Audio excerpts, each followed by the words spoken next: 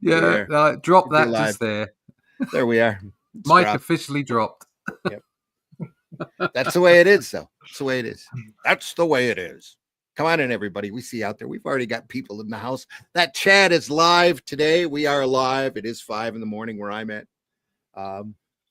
Believe it or not, the wife got up early. She was complaining. I left the door open to the bedroom, and the cat got in, and she wasn't able to get back to sleep. So she's going to be grumpy all day.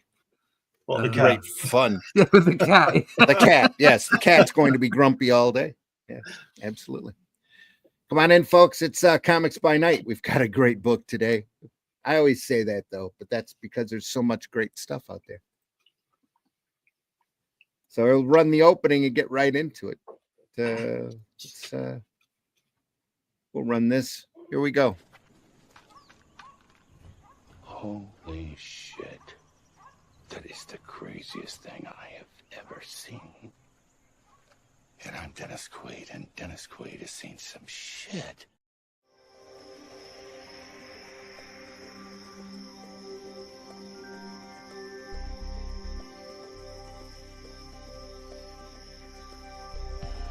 What was that? This is not a charade. We need total concentration. Now, once again, this time, with theory.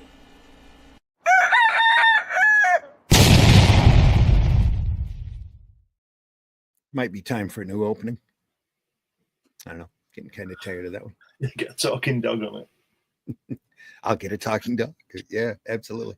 We'll get a talking dog in it. Sausages. Ooh. Sausages. Roll. Yeah. Sausages.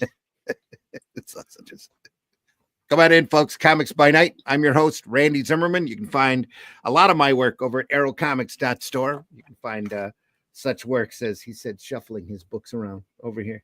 Hero Bot Zero is over there. That's a fun book. And Calico, it's a nice fantasy book with a lot of great fantasy themes and characters in it. Paragon, which is a superhero story I'm especially proud of, with a great twist ending to it. And the Fool is over there as well. And you can also find The Fool over at fundmycomic.com, as well as, and also for the last few issues that are left, Shadow Kingdom is available over there, which is a Robert E. Howard story in public domain that I adapted, and Russ Leach did the artwork for. And you can catch that over at arrowcomics.store. You can catch a beautiful black and white version of it over at Barnes & Noble, Amazon.com, criticalblast.com, as well as any bookstore that orders through the Ingram system. They can order that as well. It's under the title of Shadow Kingdom, Randy Zimmerman and Russ Leach. So go over there and look for that. It's a great story. You can also find a fantastic hardback book over there as well for, I think it's $40. First thing I've ever done that got printed in hardback. So I'm especially proud of that. So you can go over there and enjoy that. Anywhere books are sold, that carries the Ingram system. So do that. Real glad you're here this morning. Joining me this morning also is Mr. Glenn Fleming. Glenn, introduce yourself, please. Hi, everybody. My name's Glenn Fleming. I'm a writer, artist, and publisher. I write books. I've got 12 in print at the moment. Relevant to this show, or more relevant to this show, is this book about Jack Kirby, which details my visits to his house in the late 80s and early 90s. And there's also a DVD you can get if you contact me about that. I was filmed speaking to him in his studio for about 45 minutes. So if you want to watch him talking, get in touch. Also on Amazon, you can get this Jack Kirby variation on a theme, which is a series of articles written by professionals and amateurs alike, all about Jack Kirby, surprisingly. If you go to Fund My Comic, you can be able to pick up a copy of my Hatch annotated book. Hatch is a character I created 40 years ago now. Lots of stories about him, lots of published and unpublished work. It gives you the details of how he came to be. And last but not least, I publish Comics Unlimited, which is a 100-page magazine about comics, articles, interviews. Both Randy and Russ have appeared in this comic. And that comes out every now and again. Should be bi-monthly, but it slipped a bit. But there's 15 issues on Amazon now. Especially published wheneverly. Yes, wheneverly. That's the one. Wheneverly. All right. Also joining us this morning, Mr. Russ Leach. Russ, introduce yourself, please. Hello, my name's Russ Leach. I'm a comic book artist from the UK. Done some Batman, some Doctor Who, some Marvel stuff, some Ben 10. Been around the block, done some stuff. But that's not important now. What's important is things like the Shadow Kingdom and the Atlantean issue 1. I found out the other day that actually it's because we're calling it kind of like magazine because we couldn't call it a graphic novel. And I heard the expression bookazine. So it's a bookazine. There you go. 52 pages of fabulous black and white. It's a slight change of pace from the Shadow Kingdom, but it's still keeping Robert E. Howard's vision in place. We hope that's what we're trying to do. Randy's producing some great scripts. I've got Aaron Sparrow on the editing, and he's kind of bringing some great stuff to it as well. And the book it's gone to print. It's official. It's coming. So we'll be posting that out next week or the week, but certainly early December. You'll be getting your books, I think. That's it's already gone to Red Dragon in Brazil as well, and is being translated as we speak. Second book is in production. First pages have been drawn already, and a cover has gone off to ink spots. Really looking forward to seeing that coloured cover coming. If you want to find out what's going on, there'll be another newsletter soon. Go to russleach.com, sign up for the email list, and we can tell you when the next bookazine, seasonally published, will be out. It's destined to be 1st of March next year for the crowdfunder. I see no reason why that won't happen. So go to russleach.com, sign up for that email list. It's still a graphic novel to me. Yes. Bookazine almost has, to me, it's got the same feel as floppy. Floppy. There's nothing floppy about Cole. 32-page comics are floppy. Yeah, sounds like a rabbit. Anyway, oh dear, folks, today we're going to look at Blueberry, the Great Blueberry by Jean Chalier and Jean Chalier. Pardon my French, my lack of French. Pardon my lack of understanding of anything European.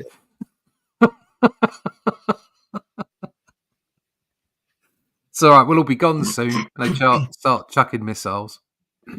We'll all be gone soon if they don't start checking themselves. But that's a whole nother matter.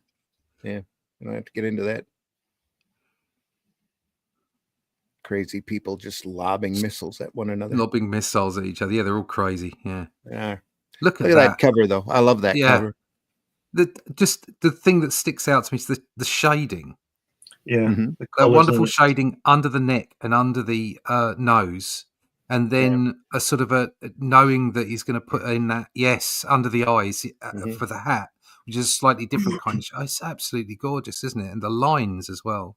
Beautiful. Yeah. And the sweatband along the hat here. Yeah. Beautiful touch. Wonderful varying weights. Just absolutely gorgeous. Yep. I just love that picture. I don't have this. I think I'm going to have to have it. Not a lot of people do have this. That's why I love showing books like this off. You know, not a lot of people have read the Blueberry material. I've not read any of Blueberry except the page maybe. When was this published, Randy? 1989. 71, the actual work. Right. So copyright 89, this version. Star Watcher Graphics. Printed by Epic Comics, Marvel, back when they had taste. And, look at that beautiful glass in that window frame there. Yeah, this is Archie Goodwin, editor-in-chief. Archie Goodwin. The great Archie Goodwin. Yeah. Look like glass. Yeah. This will sound really stupid, but that glass looks like glass. It does. It doesn't look like the wood or the gun, does it? It looks like glass. And it isn't just where he's put the edges and defined the glass. it's like it's blurred through the glass. That's right. Yeah. It's absolutely fabulous. Yeah. Right. That's it. We can give up now, can't we? Yeah, that's it. Good night. Officially. Fortunately, I don't paint, so The divots and the cracks in the plaster here on the walls, it's just amazing. Yeah. The whole thing is fantastic.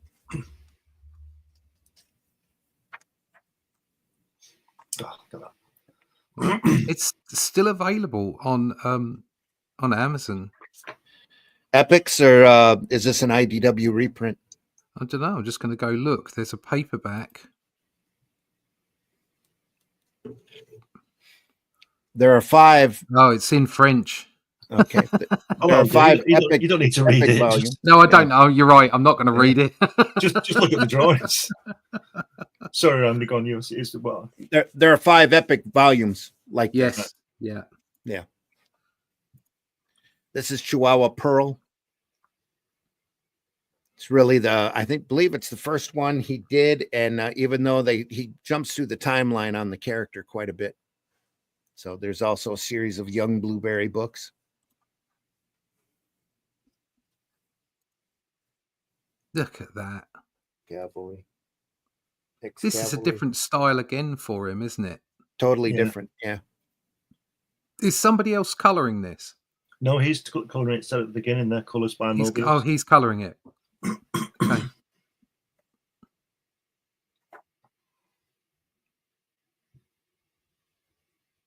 Signer Rubin.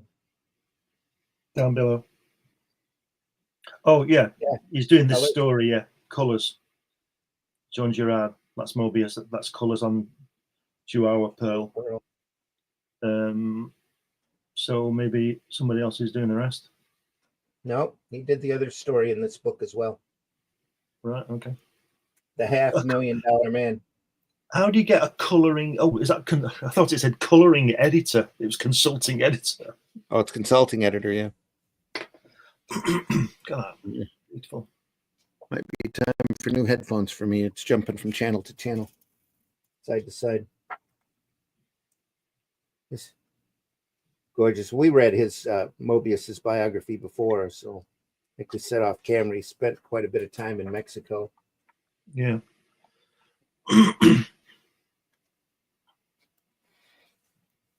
I do believe these were done in half-page segments. Right. Yeah, you can see that. You know, it looks like a Sunday comic page here in the States. Sunday section would run 2 tiers like this. Anymore. What's the name of this first story? Chihuahua Pearl. Chihuahua Pearl.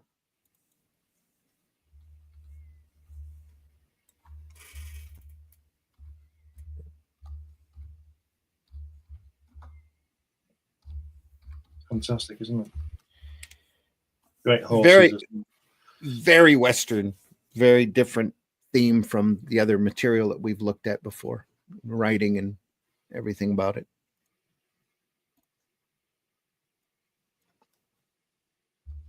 It's an involved story. It's been decades since I read it. I read it when it was first out, but I remember it real fondly as being just pure Western. Did he lose his colour? I believe that might be a flashback there. Something that happened to him in the past. And he does use a lot of base solids here. Yeah. That's great, isn't it? It's a different palette. Yeah.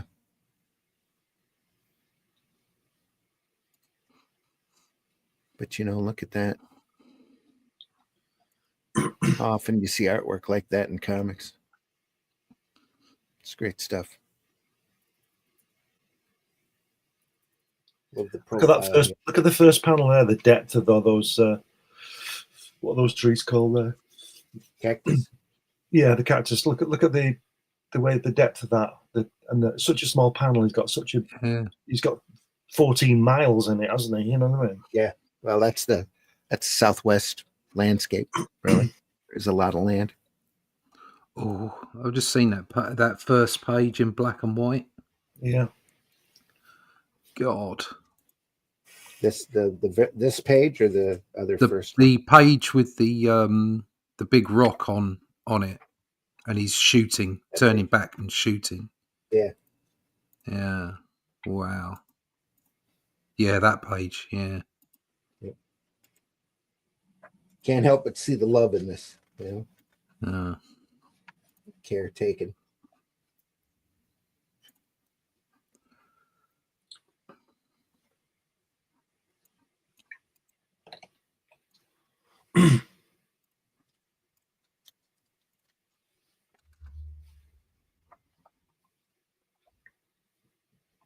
Got stagecoach there. How good is that? Yeah. Wow. He does use All those the- solid colours really well. Yeah. All the tropes taken from Western cinema, Italian Westerns. You know, that not your typical, like your Marvel comics. Yeah, Completely like different from is it what's he called? Clint Eastwood, and what's the guy called who produced them, directed them? Sergio somebody. not Argento, is it? I No, at first I can't remember his name. say Sergio, to me I think Aragonés, and that's not right. Yeah, I did the same. I went the same route as you. Different artist. Oh, no, Yeah. no, it's not him. But anyway, it's that kind of a few dollars more look, isn't it? Yeah. It's driving me nuts. I am definitely going to end up getting another set of headphones, I think. Chat's open today, folks. Michael DeFonte's in the house. If you are not reading The Shadow Kingdom from Randy Zimmerman and Russ Leach, you need to fix that. There you are. Thank you, Michael. Also said, like I said, I read it 3 times because how much I enjoyed The Shadow Kingdom. There we are. Thank you so much. So pleased you like it, Michael. Thank you. Somebody, comic book black belt, said that. Some scumbag. somebody. Thank you, Michael. Glenn B. Fleming is great work. I have enjoyed his Comics Unlimited quite a bit. Yep. All sorts of great comics history found in there. Great articles. Blueberry is a book I have been wanting to get into for a long time. Great selection for today. Thanks again, Michael. Appreciate you being here. And everybody else out there, that we've got a nice solid audience this morning. Make sure you hit that like button. Out there, any type of conversation you have with whatever platform you're on just goes to help our algorithm and helps us to be seen. Russ just added something here. Should I display it? Yeah. So look at that. Look at that. The black and white. That's just zoom right in on that utterly first panel. beautiful. That's beautiful. Look at that. Yeah. Look at that. So nothing different. more than what you need. Yep. Look at that beautiful lettering, though. That's all hand done. Yeah, it is. That's gorgeous, isn't it? Yeah. How amazing is that? Look at the hell. Look at that. Look at that. Hell. Yeah. His face is it's a beautiful face. Because I was in the first issue of the Atlantean, like Cull is obviously incognito, and he's got like a sort of, rather than being clean shaven, he's a bit bristly. And I've been looking at the different techniques for showing it because you don't want to overdo it. Do you know what I mean? Mm-hmm. You don't want to show too, but this is a gorgeous way of doing it. I love this. It's a lot different than the vertical stripes that Kirby would give Reed Richards when he was busy. Yeah. Look have you noticed on this artwork? I don't know why, but it's been cut. Look at the top of the panel. The board has been cut. Yeah.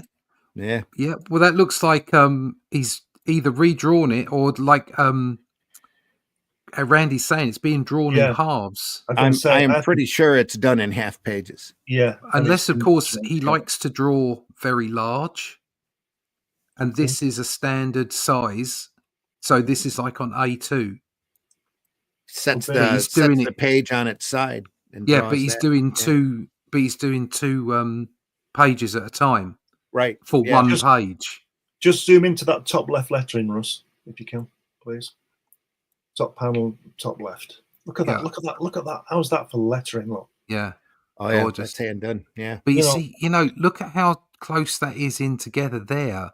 I'm just wondering if this is on double size and he's used 2 sheets of paper. I'm telling you, it is. Yeah, that's what it is. As you So go he's- in, you see all, especially hitting all that detail. That's just Yeah. So beautiful. he's Yeah, turned it's the a page lot. sideways and just done 2 panels on it, or 2 Yeah. or 3 panels Yeah. on it. Half a Yeah, page so he's on it. basically planned the page out as you would normally plan it out on a standard piece, but he's done it on 2 bits of paper instead of 1. Wow. Yeah, very, very rarely do you see the middle gutter violated Mm. on these No. pages. Very incredibly rarely. That's bonkers. It's like the Starhawks material we were looking at. Mm. Yeah. No, It- it's again- about the same size. This we're looking at somebody who can draw. Yeah, too. yeah. Yes, very Can much he so. draw? Yeah. Look at it. It's just fabulous. This is giving me ideas now. Because if everyone who's watching could click a like thumbs, it would help. Yep, absolutely.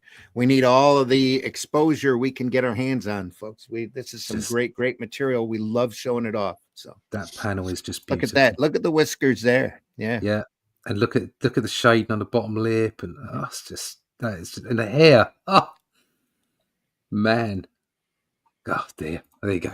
Well, the guy looks like he's been running in the West, you know. Yeah, that's just Out in the gorgeous, hot sun. and Let's a just real look, insight. let's Yeah. just look at that page for the next 2 hours.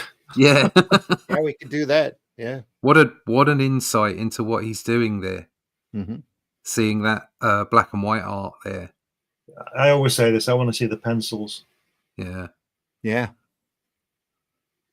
and that wasn't like we were saying, that there was no way that was corrections, because look at the way it's designed. It's designed so that you can do it on 2 bits of paper. Yeah. On some of my art, for some of my inking, if you look at the scans, you'll see lines like that where I've cut a panel out because I'm not happy with the panel, and I've done a new Mhm. panel and put it in a la Joe Kubert with tape on the back of the page. Yeah. Yeah. Because he's great at that. You can do it with anything. Like if you don't like a face, you go, I haven't got enough white out to fix that face. You just do another face and just like cut it out, one over the other, Yep. and then tape it in, and the artwork's there. It's great. And, you and now with computers, you could just drop it in on your scan. Just put it on a different layer. And yeah. Yeah, I drop it prefer later. to have it in the same piece of paper. So if I do get to Mhm. sell the artwork, somebody gets the whole thing.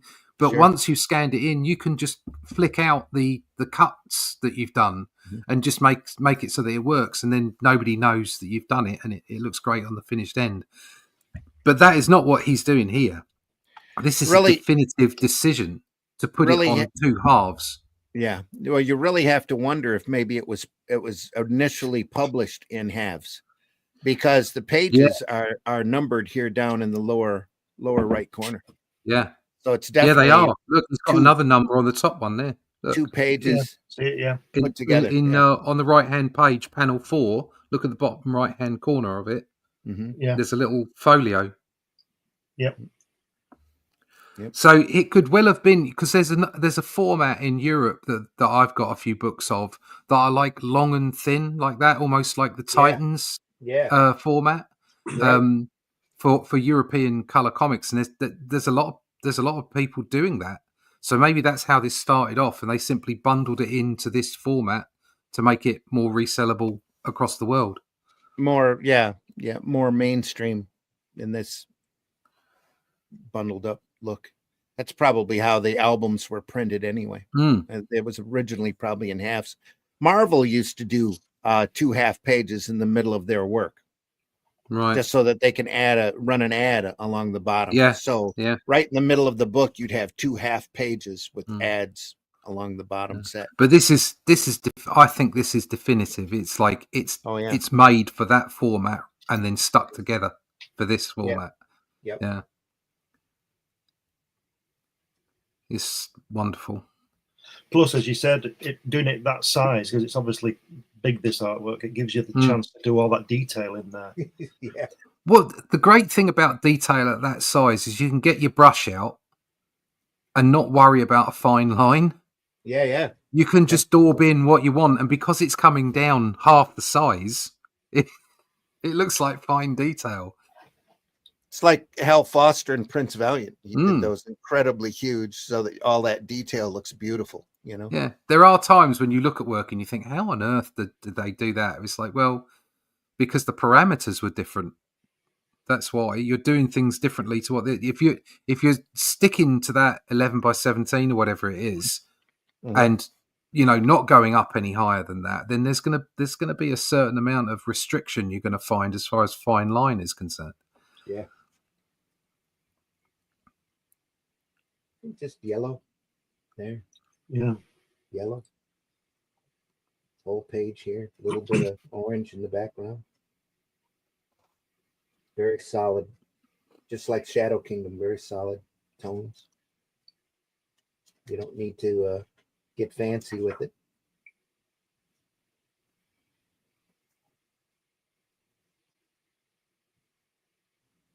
Fancy. I always thought about doing a comic like that.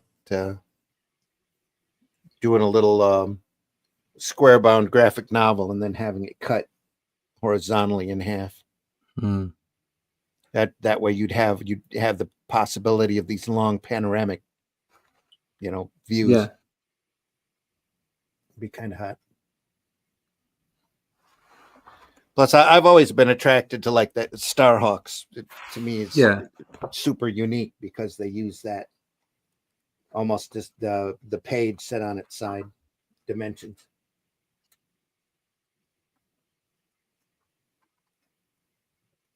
A lot of dialogue. It's a deep story.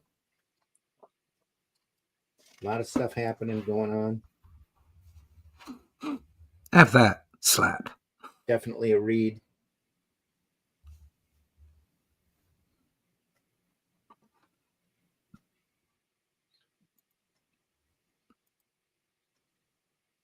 Stunning us into silence. Yeah.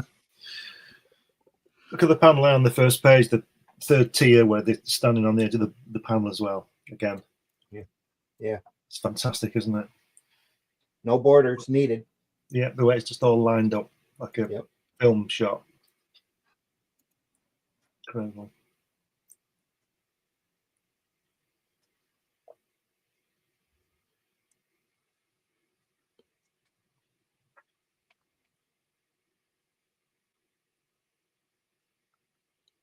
It's so packed full. Yeah. Yeah, it's both words and pictures. Yeah. Yeah. Very dialogue heavy. There's no space other than used space. It's great. It's fantastic. My only criticism of it, if I'm allowed, is the way that because of the translation, sometimes there's not the words the balloons are too big for the words. Sometimes there's not enough wording in the balloons. Yeah, it just shows you what an overblown language French is. I didn't say that, folks. I did. Although I agree. To all our French, cousins. Sorry, not sorry. No, it's just a joke. Check it out. We're not going to invade or anything. Well, I'm French somewhere down the line. My lot came over in 1066. So, all right. So Belgium. You've been stuck here squatting for hundreds of years. 1,000 years I've been squatting. Yeah, 1,000 years. God, squatters' rights for 1,000 years. It's funny because my great granddad came over on a boat with Richard the Lionheart, and then my dad jumped back there in 1944 and out of the plane. Going back to sort them out. He looks a bit like Diego Maradona, doesn't he? He does a bit, yeah. Square face and that hair. He's got lovely hair. Yeah. I love the colouring on it. It's very subtle, isn't it? It's just brilliant.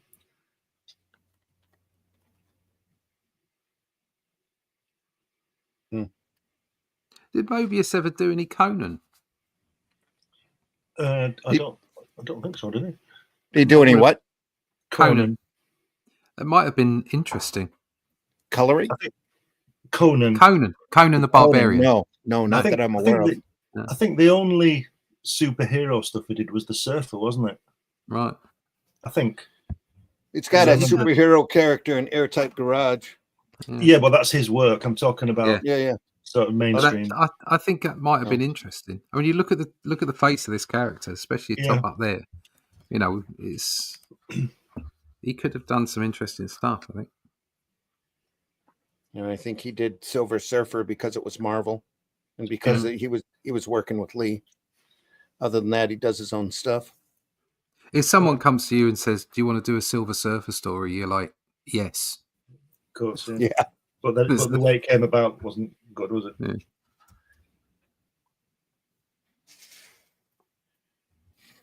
Not a terrible work, you know, the Silver Surfer stuff. So I mean the way that he had to work the Marvel way and didn't want to do that. And yeah. All that. Well, that's you know, that's Lee.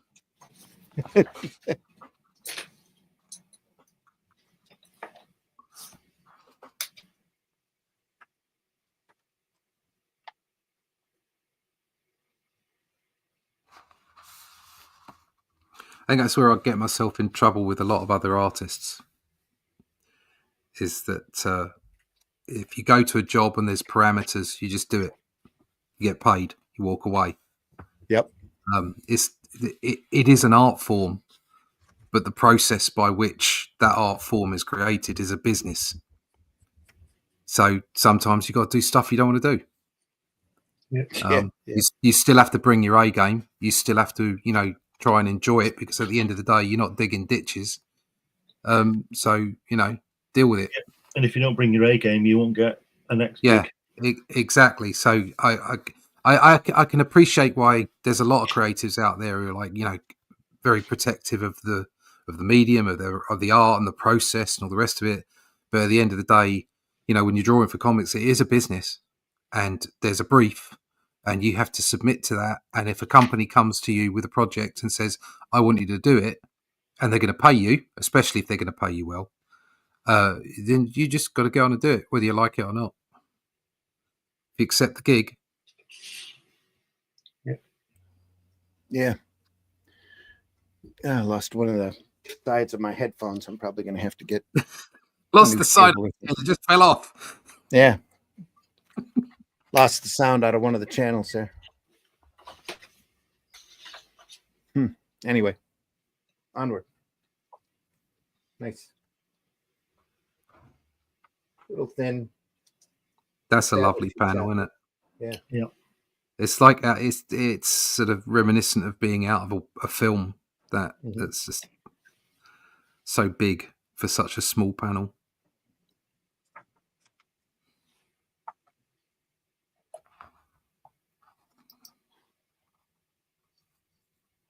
Paw.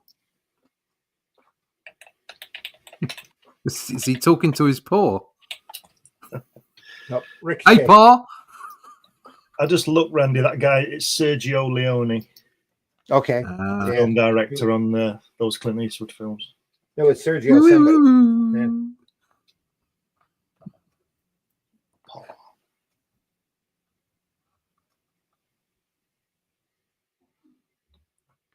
Were they all done in Spain? Yeah.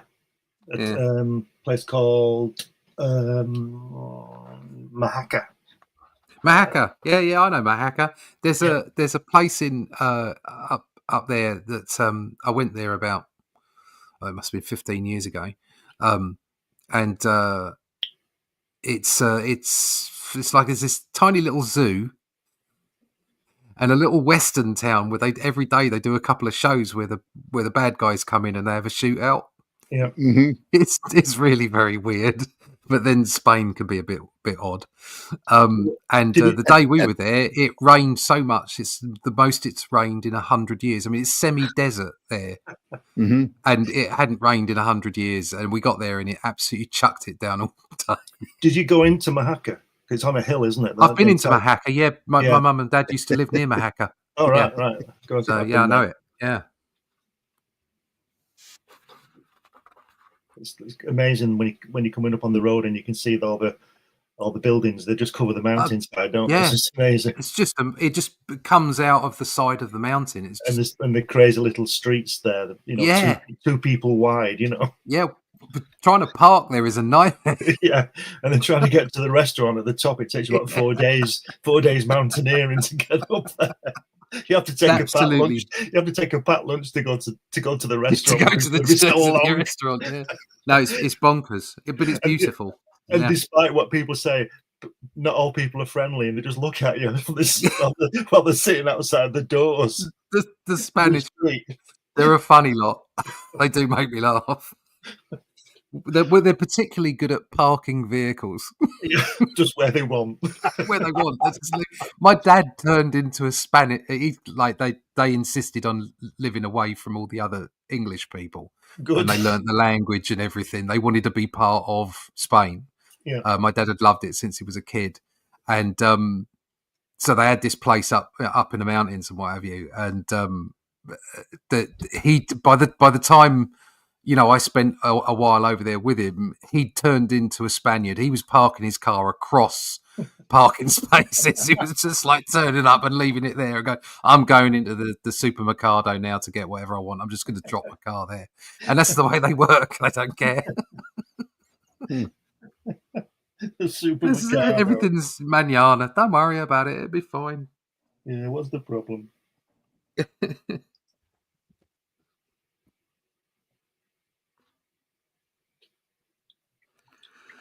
It stunned us into silence again, hasn't it? Yes. It's just so dense. It's fantastic. Yeah. Amazing. Oh, that old geezer on the right-hand side there. Yeah, that's great. Once again, guide your eye. Yeah. Too solid. Once again, you can see the influences into the artists in 2000 AD here. Yeah, very much. This is also a lot like Serpieri's work, isn't it? Mm. And that's not really surprising, seeing as they only live about 200 miles from each other across the border. There is that kind of European sensibility, isn't there?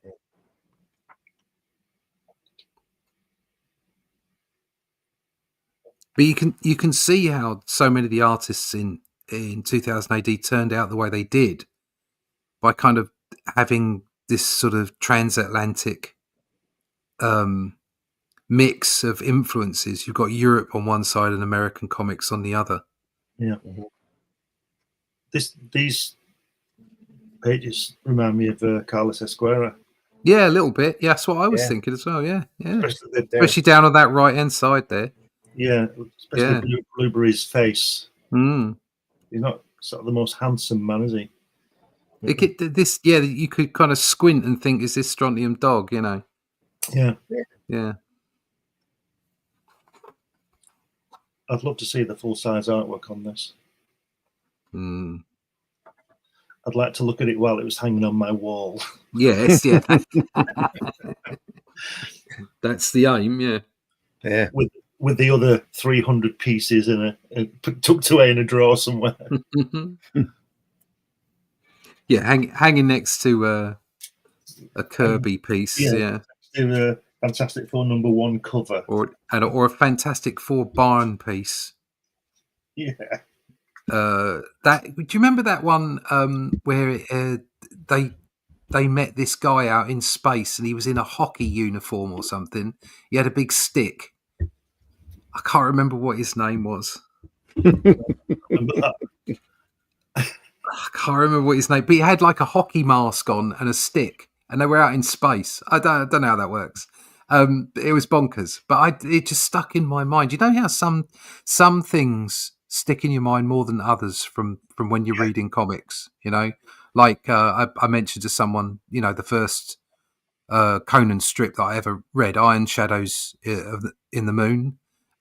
It's still in my mind constantly, and then there's images.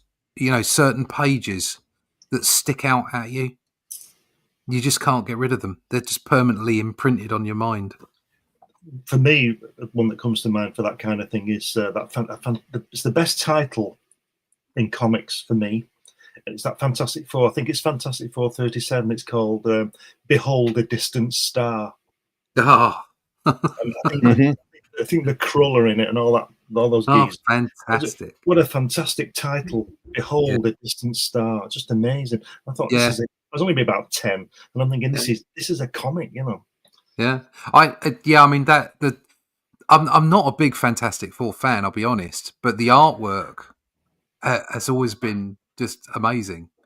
And that Overmind the Overmind story where they teamed up with Doctor Doom, and then it ended up dovetailing into the angel Gabriel coming down, blowing his horn, and him being a robot who was the Galactus's herald, and then Galactus turned up, and it was like I was completely besotted with that when I was a kid.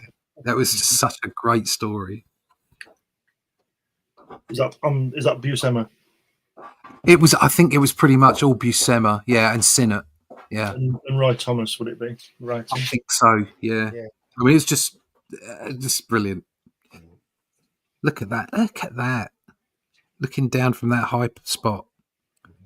Again, he's done another one of those long, thin panels with the background. Yeah. Fantastic, isn't it? There's just so much going on in each panel. It's brilliant. With the FF, though, the first 50 issues, if you haven't read those, you haven't read the Fantastic Four. No. Really. You know, all the way through the Inhumans material. Just unbelievable. Especially for its time. I mean, you could tell why the sales on that book were as high as they were. Just imagination overload, pretty much.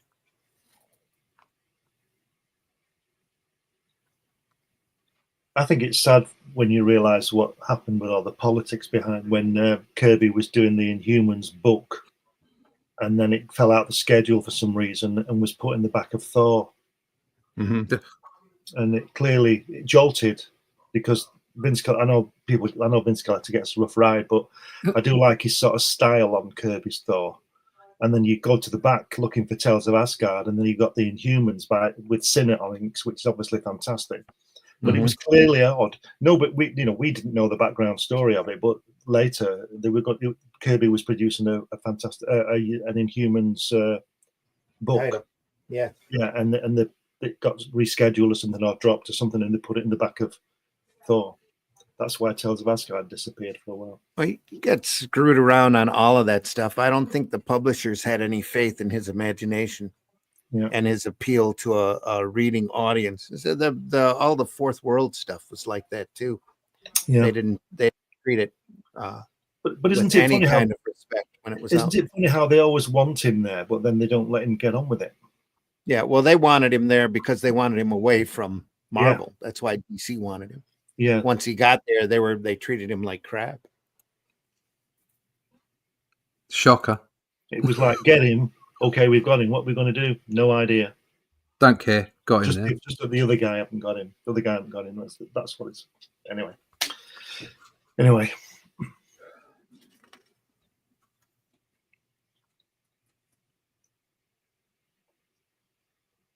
So you're getting value for money on this book, don't you? You certainly are, aren't you? Yeah.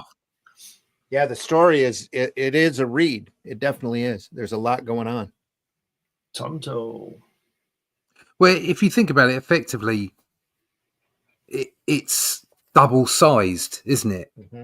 Because if it was originally designed for this landscape format, even though you've still only got the same space, you kind of work out what you're doing and how many panels it's going to work. And you've got to tell a little bit of a story on each half page, which means that you're kind of adding in even more. I mean, you've got a minimum of 8 panels a page.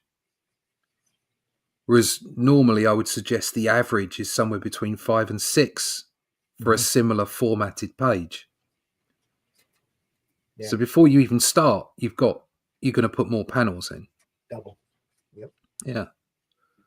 And then if it's a bit of story that's particularly dense, suddenly you've got maybe 9 or 10 panels. Mm-hmm. So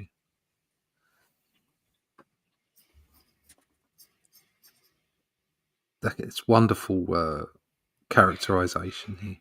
Yeah. Love this guy lighting his cigarette. Look at that. Pesos.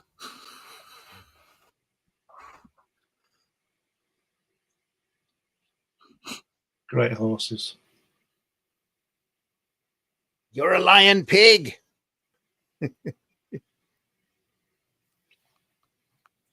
One thing I do remember about this is the characterization, because Blueberry is not a hero. He's very much more of an anti-hero. Sometimes he's a downright prick in these stories. He doesn't seem to do a lot, does he? No. He's riding his horse around, getting in trouble. He doesn't have to do anything, does he? Just gets in trouble all the time. Yeah.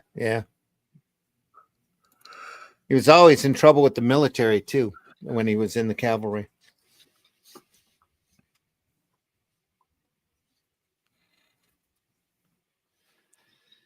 This is just great drawing again.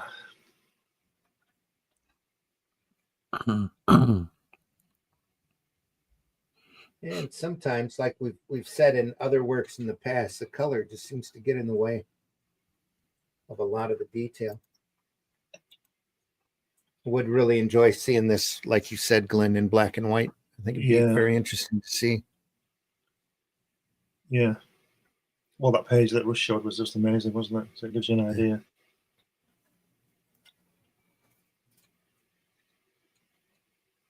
Lighting here. Rolling his own.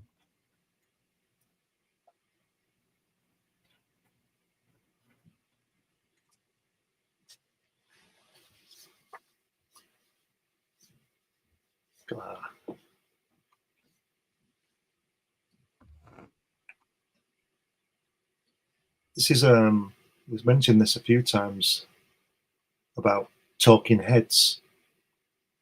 Yeah. And making it interesting. And deciding when to do a medium shot and on close in and all that kind of stuff. It's got to be interesting.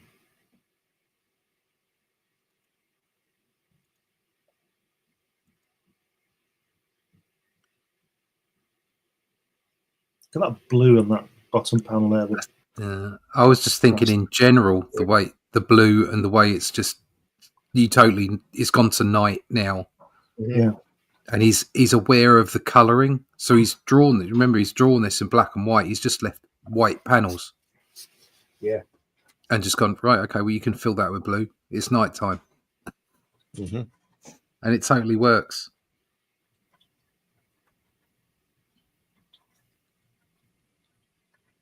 He's definitely spotting more blacks in this book. Yeah.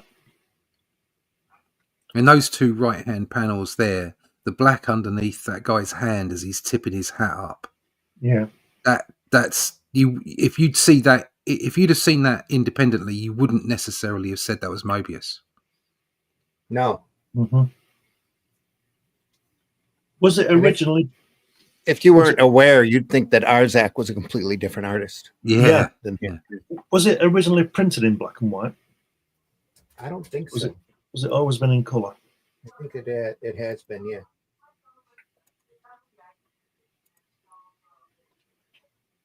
Of course, I could be wrong. I don't know how it was originally printed first time through. See, I was just thinking to what Russ said there. He's dead right about the blacks. And with the Arzak stuff, it's more open to put colour in. This, to me, seems to be produced for black and white because of what Russ says about the blacks being so. Yeah, they're so much more dense, aren't they? Yeah.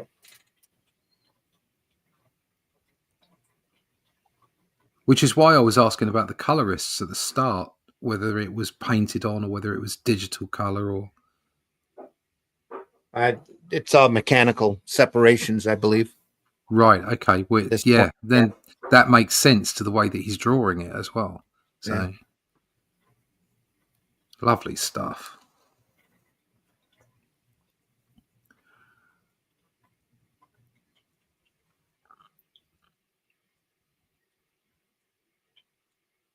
detail here. I don't think it's mechanical. If you look at that guy's where he's saying, "Hey, look at his cloak." I don't think the guy next to him, Blueberry's cloak. Does look a bit, doesn't it? I don't think you could Some get of that it's with mechanical. Got a little graduated tone there. Yeah. Either way, it's lovely. Here too. It's fantastic, isn't it? Just a master at work, really. Mm-hmm. This, for me, this is the best we've looked at for Moebius. I think so. Yeah. I really like the Azark stuff, or whatever it was. Arzak, Arzak, the one we did 2 weeks ago. Mm-hmm. Some of the shading on that was just amazing, and it was all like thin line work. There was no shading per se. It was all these thin lines, and whereas he's spotting blacks in this, and it's for me, it's got that little bit more life to it. It's more vibrant. Mm.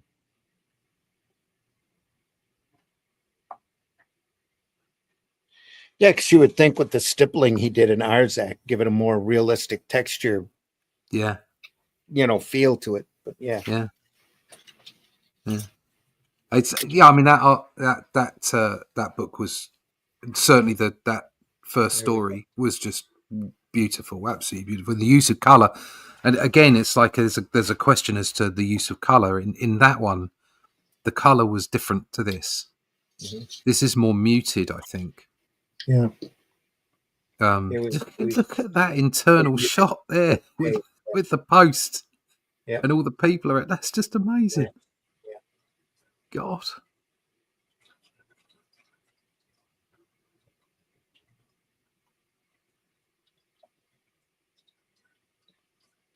Ooh, hiss. Who is? Yeah.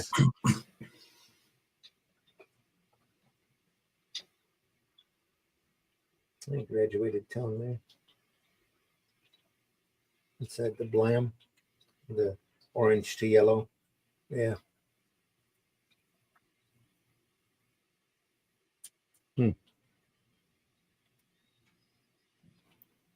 Wow. If you'd have drawn that scene there with looking inside with all those people as a double page spread, that'd have been something, wouldn't it? Yeah. Might have been at one point. You never know. I'm gonna say it's interesting that has that not split? It's gone into. It's about to say he's actually split across the page there. Yes. Yeah. But it's the first time he's done it in the whole book. Yeah. So, I wonder how they did that.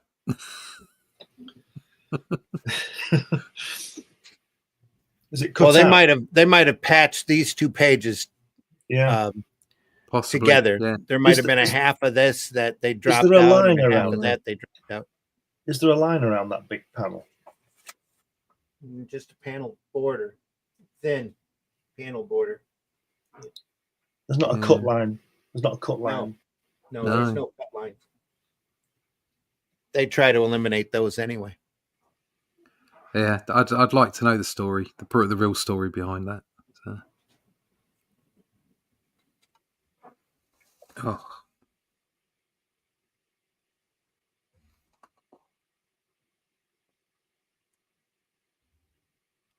Michael says, inspiring work gets me motivated to work and study more and get better at my own art. That's one of the reasons why we do this. Michael, glad you're figuring that out.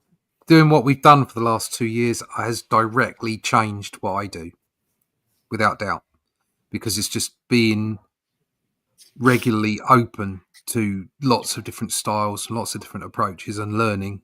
Mm-hmm. And it's definitely changed the way I draw, without doubt.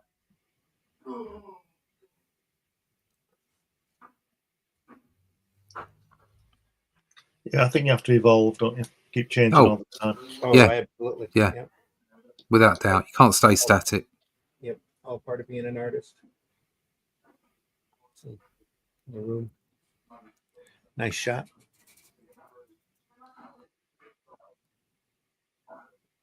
The shading here.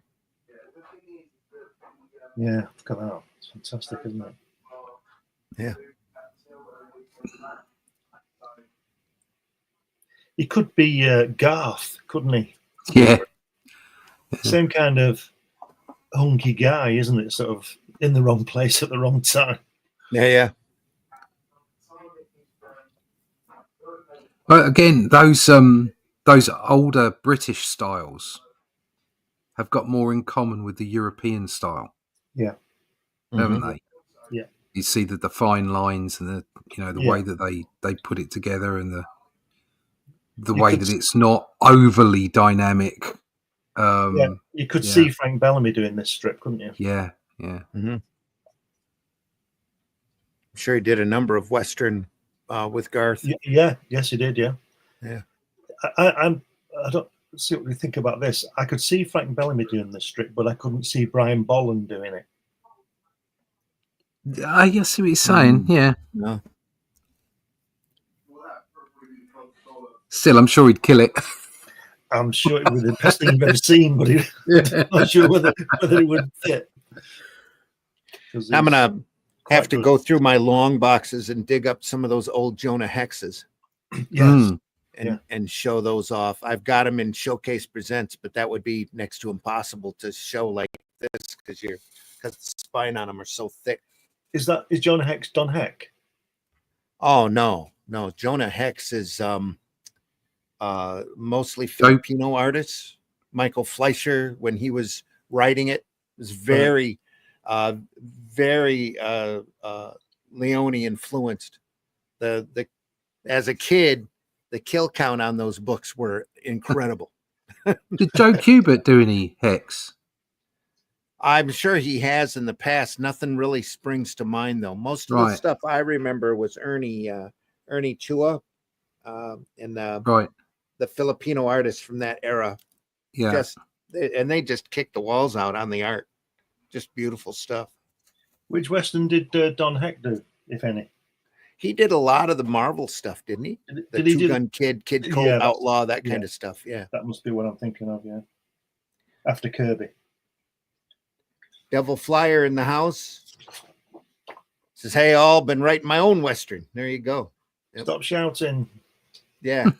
Says, Levi's in the house. Levi, how you doing? Good morning, all. Inking and listening live this morning. Great stuff as always. Fantastic, Levi. It's great to hear that you're inking and you're working on stuff, buddy. Can't wait to see what you're working on. So those early Jonah Hexes are incredible. Yeah. Devil Flyer says, good morning, everyone.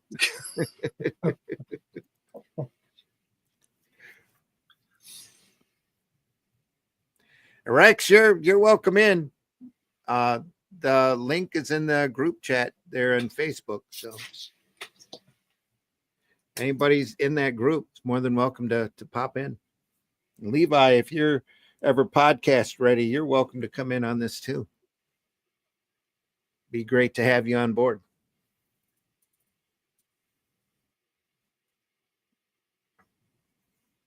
There we are again with the split page. Oh, yeah. Nice little profile there.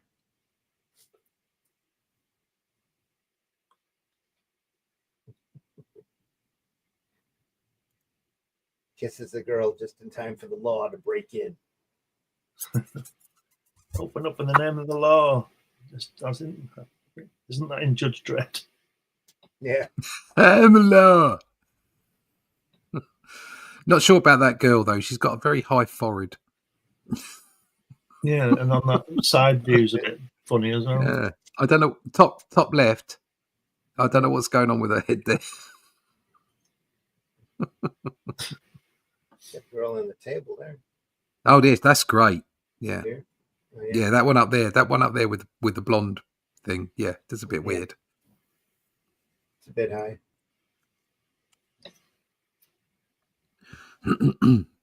But the one not directly below it, but so panel 1, 2, 3, 4, 5, 6, the tall panel. Yeah. She looks great in that. That's great. That's really good. Yeah.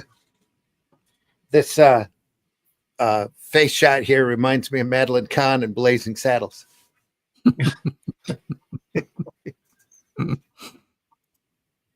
A movie people don't watch often enough, by the way. So everybody should be forced to watch it. Excuse me while I whip this out.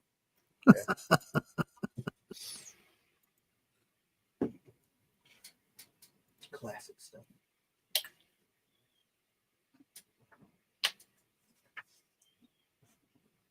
Do you know, I've only seen Blazing Saddles once on the pictures when it came out. What was that, 1974, 75? Round in there, yeah. 50 years ago. Bloody hell. All of the freebie streaming services like Pluto and Tubi and Plex and all of that, they have it all the time. I guess it's almost a cult favorite. I'm surprised it's not been banned.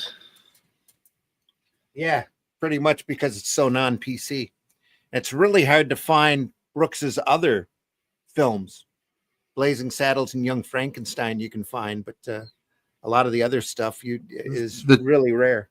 Is it the directors, the producers? That's it. The producers. Yeah. The producers is bloody hysterical. Oh, it is. I personally think it's his best, but Is that the one where is that song? Springtime for Hitler. Yeah. Springtime for Hitler and Germany.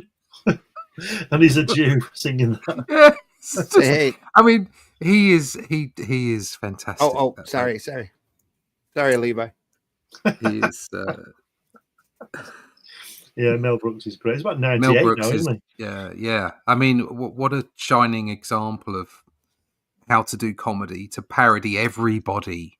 Yeah, You know, equally. comedy should touch everybody, and Who? you know, and the fact that he hits on those things that are sometimes deepest and darkest, and we have to laugh. he? Yeah. You know, we've got Who- to laugh, who, and he's just brilliant. Who directed A Funny Thing Happened on the Way to the Forum? Oh, That's a funny film. isn't that a British film? I don't know. Isn't that like I know Zero Mostel's in it. right? Yeah, Zero Mostel. Yeah. He was wasn't he the? Oh no, he was he was in the producers, wasn't he? Zero Mostel. yeah. Yeah, he's a funny guy. Yeah. just thinking about that film making me laugh. Yeah. And Spaceballs Yeah. being Yes, actually a better Star Wars film than Disney Star Wars. yes. You know, you were saying about things sticking in your mind. The Yeah. thing that I remember most about Forum was the grapes scene. Do you remember that? When he was flicking grapes at that girl. Do you remember that? Yeah. Sure. Is the director of A Funny Thing Happened on the Way to the Forum. Oh dear. Moving on. It just shows you there's something going wrong with the world where people won't laugh at things and Yeah, I know. Yeah. they want to pull you down. Permanently offended by everything instead of just laughing. Or just walking away. Mm. 1966. A Funny Yeah. Thing Happened on the Way to the Forum. Richard Who Lester, Richard. Sorry, go on. Sorry, carry on. Sorry.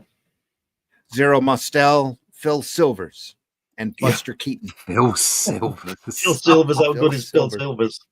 There you are. So who directed Buster it, Randy? Keaton too. What was the Pardon? what was the Carry On film with Phil Silvers in about the French Legion, the Foreign Legion? It wasn't Carrying Up the Khyber, was it? No, I can't remember what it was. There, I can tell you. Give me just a second. Here. He's But funny, he- isn't he? Yeah, I mean, actually having Phil Silvers in a Carry On film was just, Bonkers. what an amazing amalgamation of British and American humour. Carry On, Follow That Camel. That's the one. 1967. That was Yeah. just brilliant. The best one we said from last week was the Carry On screaming one. What is my name? What is my name? I don't know. What is your name? Yes, it's it. Yes. What? No. And she says, That's just masterful. and Fenella Fielding says, "Do you mind if I smoke?" And she says, She just starts smoking and fills the room with smoke. "Smouldering." Oh dear. Oh dear. Yeah. Okay. Back to the book. We should do a film review as well. Yeah, Yeah, Michael we should do says, film reviews. I remember seeing. Yeah, wouldn't be difficult. We could snipe stuff that's in public domain. I've thought about Sunday Funnies running a little serial every once in a while, a little theatrical serial, because some of those are pretty outlandish. Phantom Empire, and that's where Rocketeer got all of its inspiration from. I remember seeing the 12 Chairs by Mel Brooks was pretty good. So I'd be honored to be on, maybe when it's something I have opinions on. Haha. All right. That's easy. We have opinions on everything. Everything. And the We guy, just the silence conversation. ourselves. Yep. We're looking at Blueberry by Moebius and talking about Phil Silvers. There we are. Yeah. We censor ourselves. It's self-censoring. We know that because we don't want to lose the channel. That too.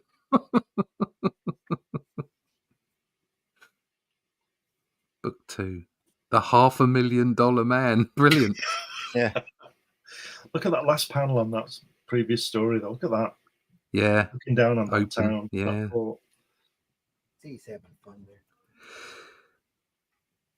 Here too. That. What more do you need? Riding off in the sunset. Like you said earlier, Russ, it's if you didn't know this was Moebius, you wouldn't think it was Moebius, would you? No, Not at all. I don't think you'd know. I don't think you'd, or it'd be hard to pick it out just off the off the cuff, because it's got kind of a Western European kind of feel to it. And to me, there's what little limited exposure I've had to the the Bernelli Italian books. This style is all over that. Yeah, or they are all over this. The Italian and Spanish artists, yes, like it's so this, yeah. Well, you looked at that Druna stuff I sent you, didn't it? The Supieri. I mean, apart from the obvious, but isn't that the drawings good? Just the drawing in that is just stunning. But we can't show it. We can't show it because there's lots of sex and boobies and things in it. But it's just wow. I mean, like when the mutants that he's drawn, like they're just wacky. They're just fantastic. What an imagination! What a skill! I don't think you can get those books in England, Russ. Oh, it wouldn't surprise me. Somebody's banned them. Somebody's clutching her pearls. Yeah. Shading here. Again, this terrible mix of anything that's drawn in sequential art must be for kids. Yes. Right. It's like, yeah. No, it's not. No, what you should do is you should have a bloody age range on everything and stick to it. Not this. Oh well, we'll just make it up as we go along, or like films that just make their own censorship up. It's like no, everything's allowed apart from obviously illegal things, which is absolutely right and proper. Yeah. Okay, but underneath that obvious bar, everything else is allowed. You just make sure that it's marked up appropriately so that kids don't get their hands on it. Yeah, because I that stuff you sent me, the Serpieri stuff, I could appreciate the art for what it was. Okay, the fact that it had some mild pornography in it as well. Okay, but I could appreciate the art for what it was. But I wouldn't want my kids, reading that. I wouldn't want them getting their hands on it. That's for adults to look at and appreciate. And some adults might appreciate it in the wrong way, but I could appreciate it for the art it was. And that's what it's about. But you don't want your kids grabbing hold of stuff like that. No, not at all. Some would say the same thing about Renaissance painting. No, Renaissance painting wasn't pornography. It was just naked people. That's right. It's like there's a difference between pornography and a nipple. It's America seems to collectively lose its mind over nipples, which I don't quite understand. But it's not pornography. We've got to stop. There's a wider problem here where people look at body positivity and sexualizing people and what have you, and yet it's constant. You can't see a nipple because it's obviously sexual. Sorry, it's part of a human body. What's your problem? That was my point. But isn't it funny that that's the kind of stuff people seem to want because it sells so well? Exactly. I mean, There you you hear, go. you know, it's constant, like, you know, strong independent women, and absolutely nothing against that. I haven't got an issue. Okay. But you know, there's constant mantras and doctrines being pushed out. And yet all I see is young, you know, creative women in music or acting or whatever, basically getting their gear out, you know, Yeah. like showing and being overtly sexual. And you think, what did you want out of this? What are you looking to achieve? You know, and an industry in general, what are you looking to achieve? It all seems to be so completely hypocritical and mixed up. And yet you Yeah. can go on what's it called? Friends Only or whatever it's called. Fans only fans. Only That's it. fans. Yeah. Only Only You're, fans. Yeah. Yeah. you're allowed to do that. Yeah, it's crazy, absolutely crazy. On the one side, it's like, oh, don't do this, don't do that, you mustn't do that, and on the other side, everything's overtly sexualized and consumerized, and we wonder why the Western world's falling down the toilet.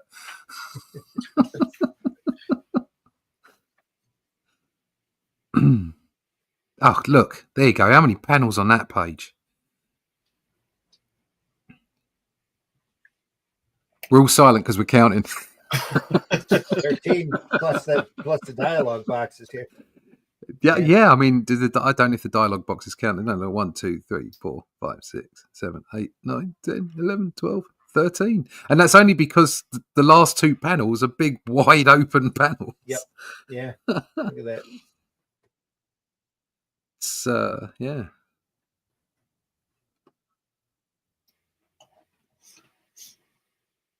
Again, what wonderful portrayal of racial differences, anatomical differences, just the characterization. Mhm.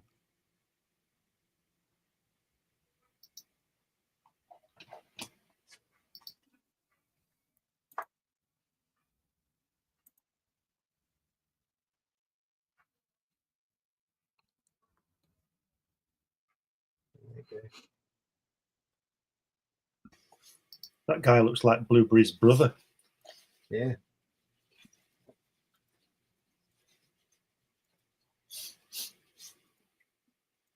You can see the Moebius style coming in with that guy at the bottom panel there in the white. How long he is on the first page, centre panel on the bottom. Yeah, it's quite tall and thin. Yeah, that the way he's standing and everything. That's Blueberry's brother, Gooseberry.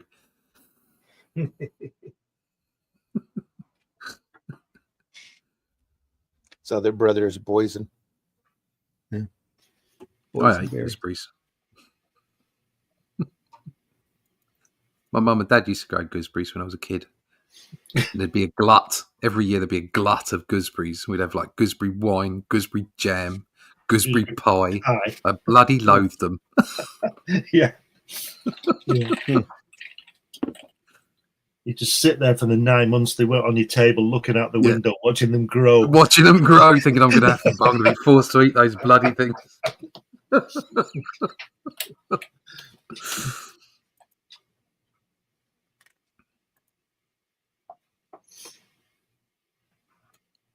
This, wow. What a page. Well, what a couple of pages. It's 10. So I can obviously the screen isn't perfect. I'm not looking at a perfectly crystal clear page here. It's still not bad, but it's not crystal clear. And you squint and it's almost Dave Gibbons-ish. Yeah. Yeah. If you look at the right hand page, the second panel, the barman, it looks like a Mort Drucker Ringo Starr. Yeah. The guy holding the bottle. Yeah. Mort Drucker.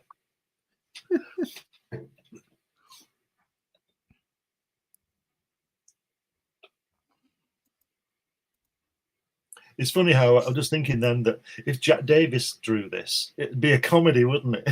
It would. Yeah. It would. You'd have people with the holes in the soles of the shoes.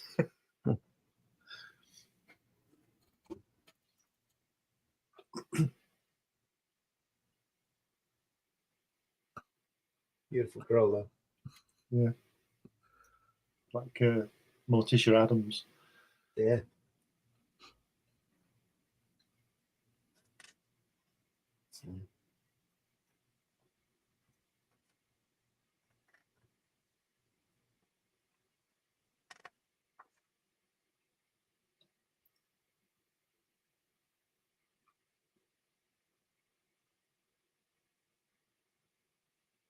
If you get this to read, and you really do have to read it, don't you? There's a Yeah. lot Oh, yeah. going on.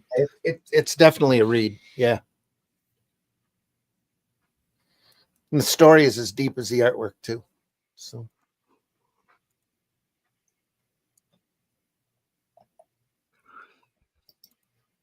very cinematic. I remember after reading the first half of this book, wondering why they've never filmed it.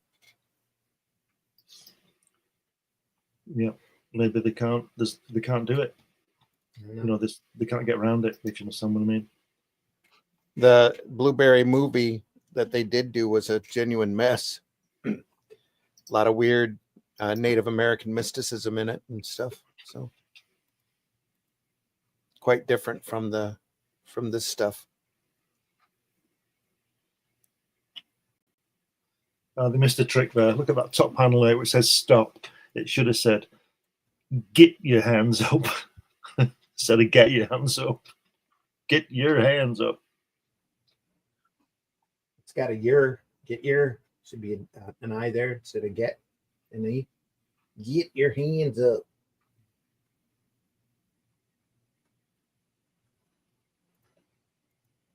Got a panel there at the bottom on the first page of the last panel where that guy's in the silhouette with the Mexican hat on. Yep. It's fantastic, isn't it? The sombrero. Yeah. Sombrero, that's it. Just love that panel in general. It says a lot. Yeah. It's a lot happening there. Not a lot of color on it, and it just looks fantastic. Yeah. I like the way they're all color really detracts from it. Go ahead. Yeah, I like the way they're all squinting as well because the sun is so bright. Mm-hmm. If you look at everybody, they're always squinting.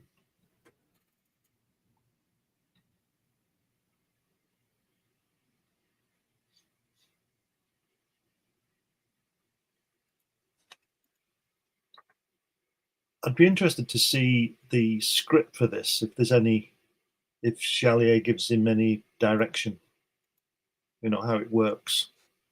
I don't know. I'm thinking he must do, mustn't he? If he's giving him a full script, he must do. He's got to be telling him what he wants to see, I would have thought. You can't just give somebody a script, can you, and come up with this. Look at that there on the left-hand panel, the way his head is under the parasol when he's standing on the wall on the first page, bottom panel. Next to your thumb. No, there. The way he's in the shadow under the sombrero, under the parasol on the wall, there where your thumb is. Oh, here? Yeah. Yeah. It's brilliant.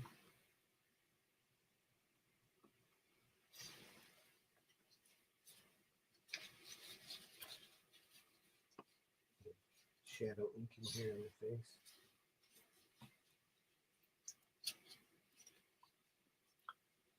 That guy there was talking to the girl with the cigarette. Looks quite British, doesn't he?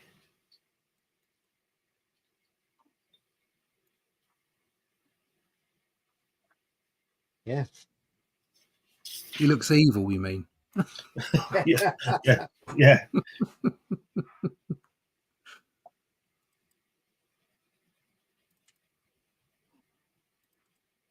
little bit looser here.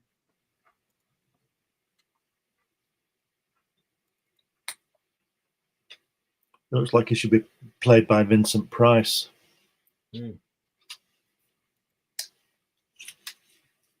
Nice shot here, though. Up the nose.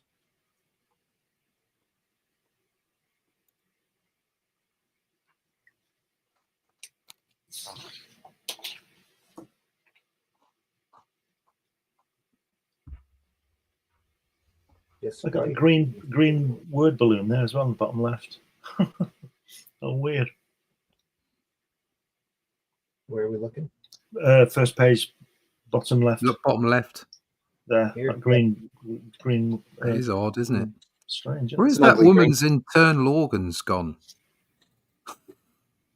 Yeah. Yeah. She's got, her body is thinner than her arm.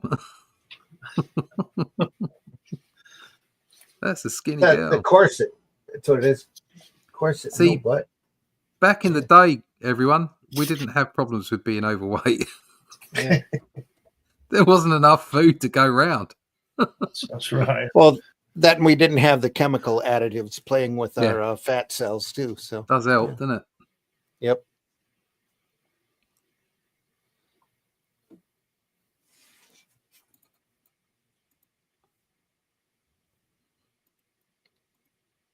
Levi says, is there a term for writing accents, speech, and afflictions? For example, idiot, or spelling get as get. It's a choice of the writer in the letter. It says, I love writing those when people get Like- it. It's so fun. Yeah. Like when they get, what's his name? From the X-Men to talk. The one with the cards. Gambit. They get Gambit to talk. He's got that sort of southern drawl, isn't he? New Orleans, French. New Orleans. Yeah, Yeah. New Orleans French. Yeah.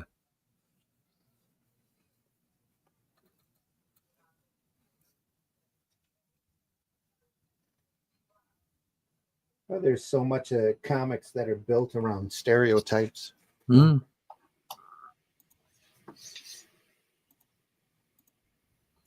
Or the Ponzi word is archetypes. Yeah. No official term for it. No, not that I know of. Inflections, I would know. Accents. Look on that panel there with the red on the first page, the second tier. The way he's done the caption with the red as well. First page, second tier, the red. The last panel. Last panel. No. On that tier, second tier. First page. Mm-hmm. Oh, that's here. it. The one. Yeah. Yeah, the way he's just. Yeah, you almost don't see it. Yeah. I'm not sure if that isn't an accident of the coloring. Mm. That's a great panel above it where they're sitting down in that cell. Yeah. That's fantastic because it's like if you're on that level, aren't you? You're sitting down as well. Yeah, all those shadows. You're sitting below that. It's really a worm's eye view. What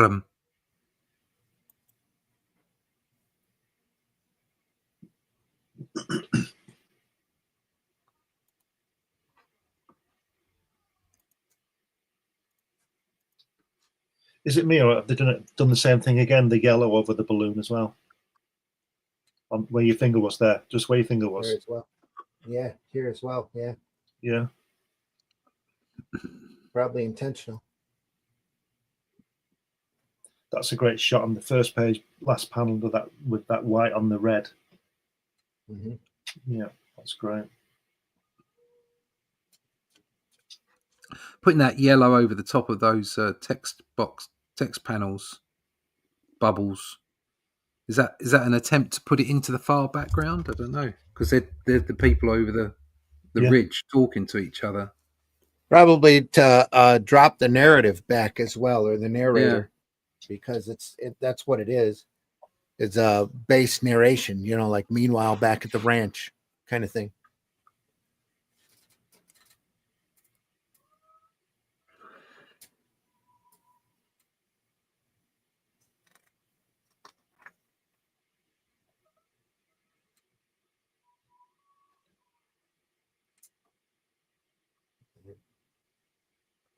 Shadow work.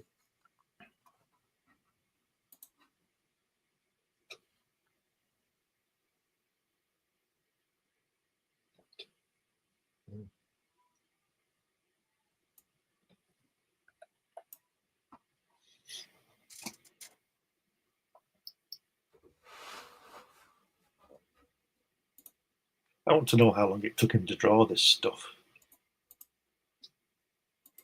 I am not sure.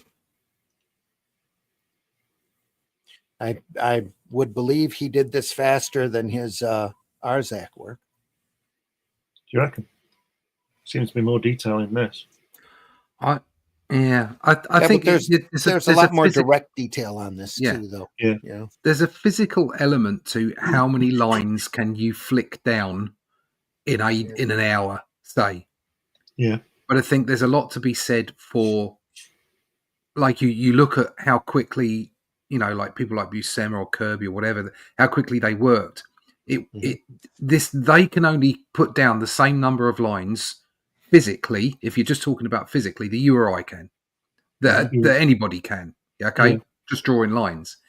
But the confidence and the skill level at the point that they are means that they can put them down in the appropriate way as quickly as somebody who's just drawing lines.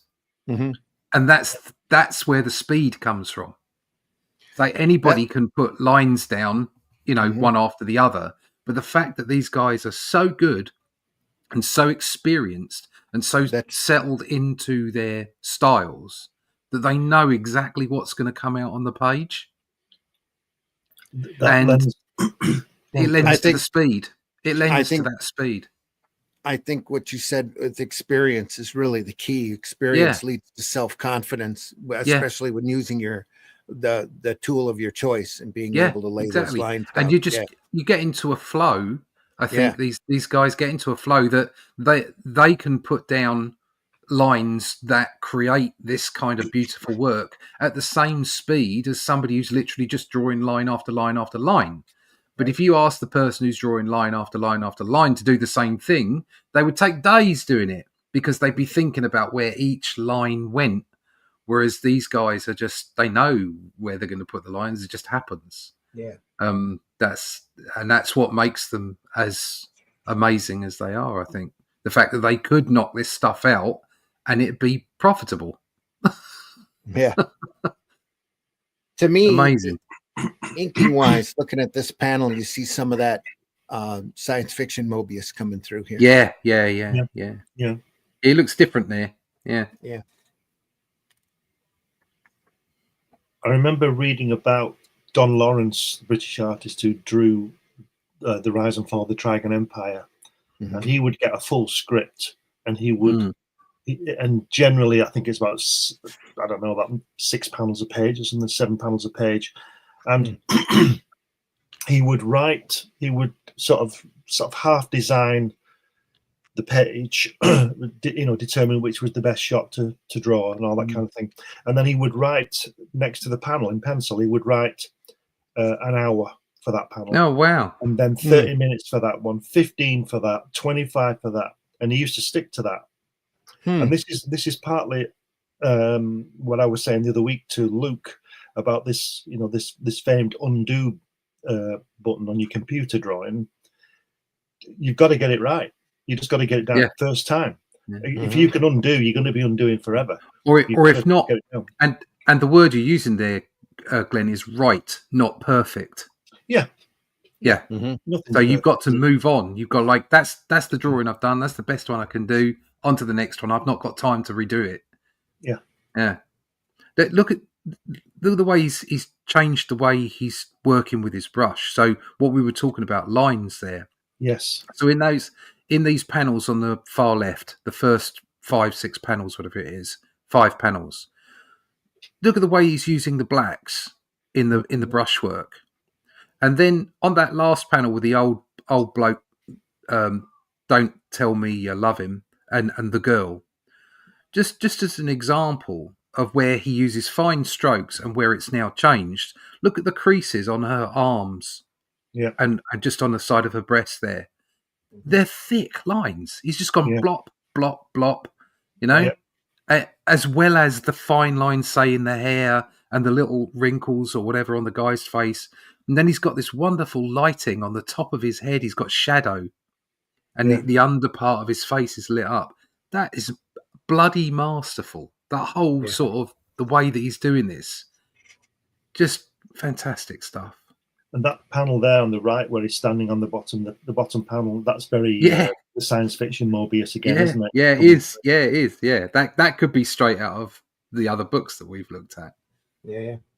Dodgy use of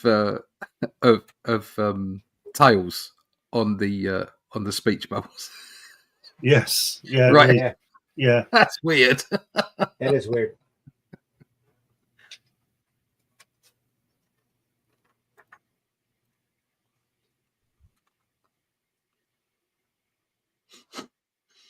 Look at that bottom panel there with that silhouette where he's holding. Yeah. It's fantastic. Brilliant. Yeah. With the harsh lighting here, shadows back behind it. It's just that is so hard to do that and make it convincing. Mm-hmm. This is nice here too.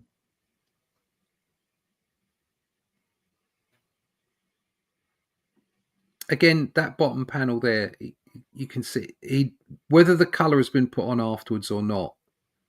He knows that the colour will hold that panel. Yeah.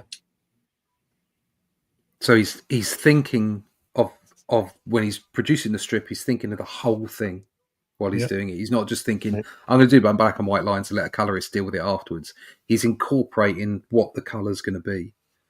Well, he is the colorist on this, so yeah. So yeah, but I'm saying even if he was leaving that, he'd be totally aware. He's totally aware of colour, which even I can say that I haven't been completely. There are times when I've drawn, and I know that there's a colorist going to go over it, and I'm like, I'll leave. I don't necessarily create an effect for the colorist to finish off. I've kind of drawn my stuff, and then the colorist does their job. Whereas that bottom panel has color right from the word go, from the point that he sketched that out as a thumbnail. Yeah, he had color in mind when he made that panel. That's what I'm saying. And yet, with the use of the silhouettes here, you wouldn't be able to help but know it was night even without the color. Exactly, you could see it in black and white, but he knows that the color is going to hold it. Yeah.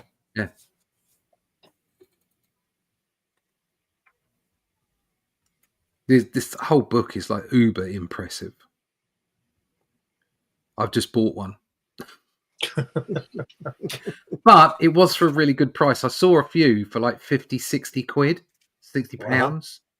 But I picked one up from someone on Amazon with a used copy for 5 quid. So there you go. It probably won't be. It probably won't be the best condition, but I'll just be flicking through it anyway, so it doesn't. Yeah, just a reference book, isn't it? Yeah. I think there's a kind of omnibus edition of the Blueberry material out as well, if I'm not mistaken. I seem to remember seeing one. I think Jason Moore showed me one. Right. It looked like all 5 of the epic volumes all put together. There's loads of it in French on Amazon, brand new. Yeah. Loads of it. But the one I picked up was this Chihuahua Pearl. Yeah. Chihuahua Pearl, that's it. And it was specifically that. So. Yeah, the French. And I'm pretty sure it's in English as well. Not that I'm going to read it. I'm just going to look at the pretty pictures.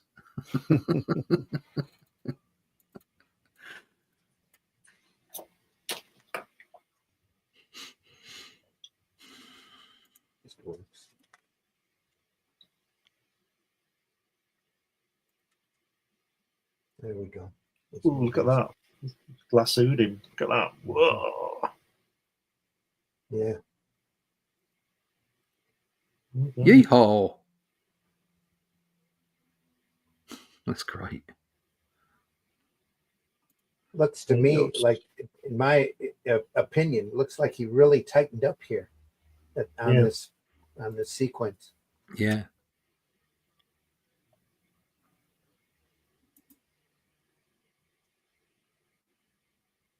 Look at the balustrade he's done where the soldiers on the planks. Look at the balustrade, the design on the wall. Yeah, the design on the wall. He's not just done squares. He's actually designed and he's starting to put his little pyramid things in it. Yeah.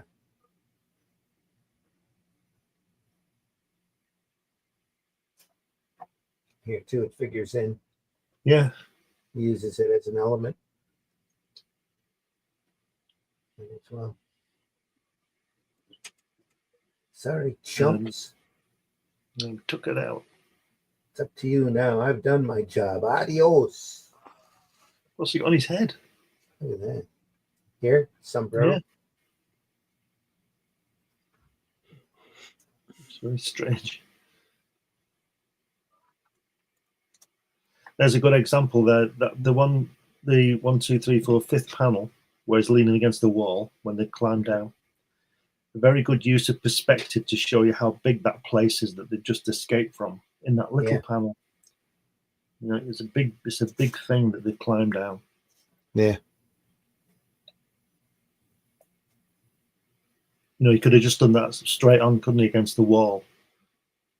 And you wouldn't have seen what was going on.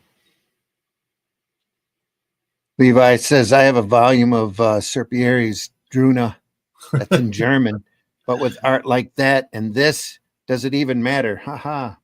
You're right, Levi. It doesn't. That book certainly doesn't matter what language it's in.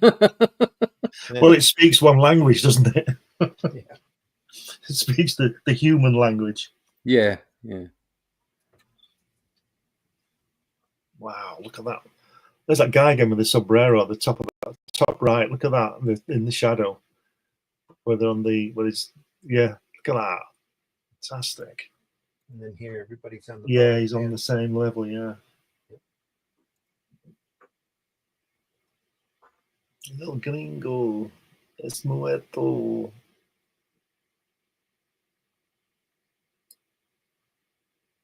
I like this guy with the mustache. He's very cool, isn't he? Until he gets whacked. You can tell he's evil, though. Yeah.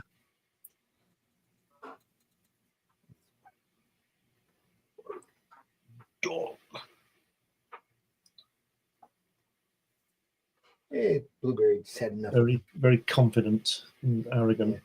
Smug.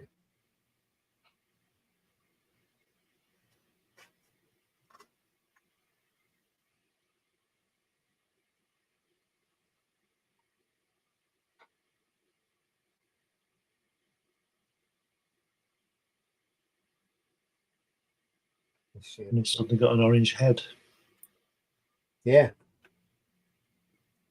Known to his friends as Orange Head. Kind of a shift in the palette, the color palette there. Russell, get this. He's been tangoed. He's been tangoed, yeah.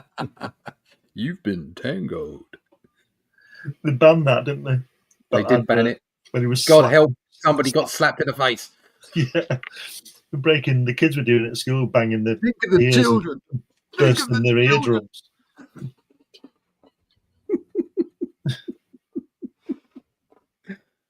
God, such a sanitized society. Yeah, keep trying, don't they? They do.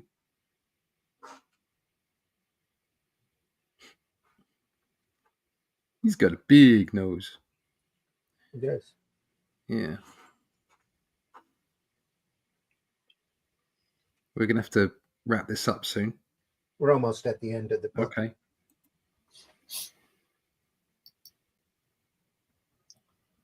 To your post. Boom. Look where the horse is off its feet on that bottom panel where the explosion is. Yeah. This works. That was a Marvel comic. It'd say Thoom. Yeah, it would. Right there. Thoom.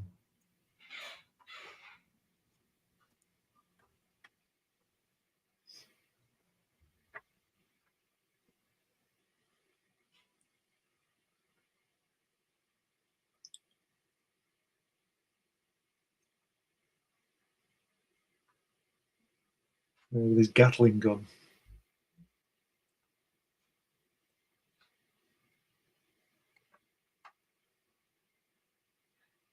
That great lighting on the guy pulling the knife out of the sheath. Look at that. Blam. A lot of action.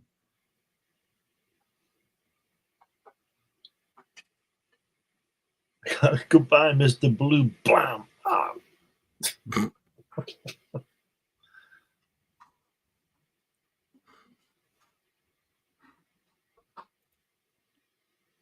It's a bit redundant, that, isn't it? And that big panel there at the bottom, it says, "Guided by their captive, McClure read, and the outlaws burst into the crypt." Well, we can see they're doing that. Can't we? It's a bit redundant, that panel. Just lovely brickwork. Yeah. Again, this just doesn't look like him, does it? It's a completely different vibe. Yeah, he's had a definite shift somewhere, hasn't he, to his later stuff.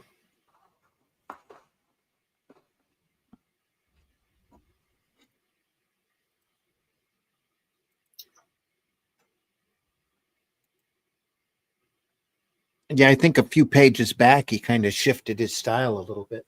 Yeah. I just wonder, I don't want to malign anybody here, but it's well noted that he took recreational things, and I just wonder if that shifted his view. Well, maybe he'd stopped taking them here. yeah. You never know. If you compare this to the other stuff, Yeah. it's maybe he stopped taking it here. I don't know.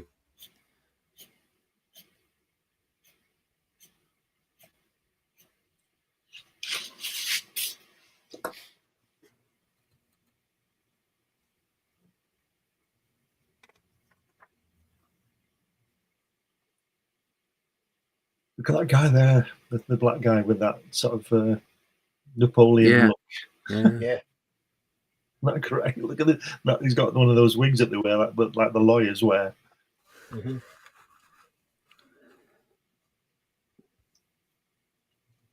Wow, it's look great. Yeah. Yeah, that's fantastic, isn't it? It is.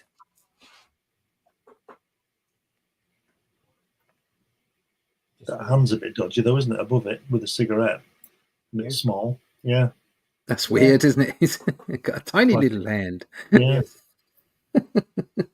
He doesn't have a tiny hand. He's just got a great big head.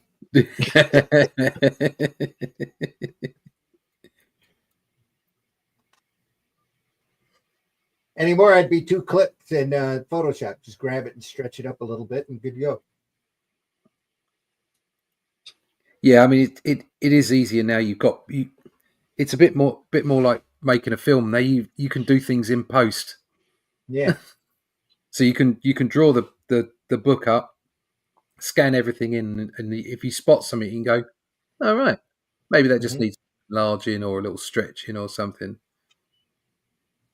I mean, I like to, I've gone back and, like I say, I've replaced panels that I didn't like.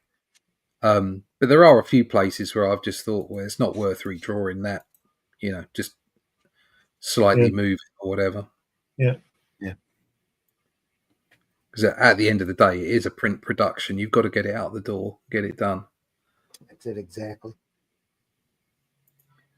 And I was drawing some work for someone else. Did a graphic novel for someone else, and they were really relaxed about that. Their view was, look, once it's scanned in, and maybe we want a few minor changes, do it digitally, and it adds to the original artwork because you get something that's part of the process.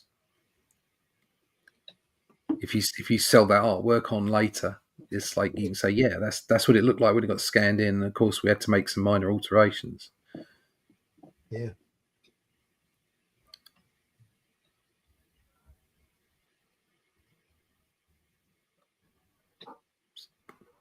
Is Speedy Gonzales in this? Arriba.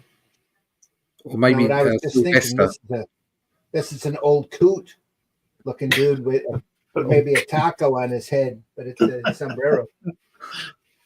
I hate that mouth. That's a burrito. He's been eating it backwards. It's a taco. Yeah.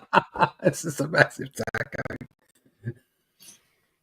It's like he puts it on his head, puts his massive taco on his head for the start of the week, goes out and does his job. He just takes chunks off it and eats it. So that it's like a lunch. It's like a packed lunch. And at the end of it, he's got a cap.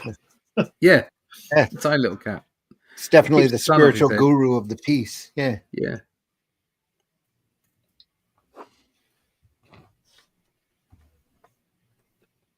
Wow.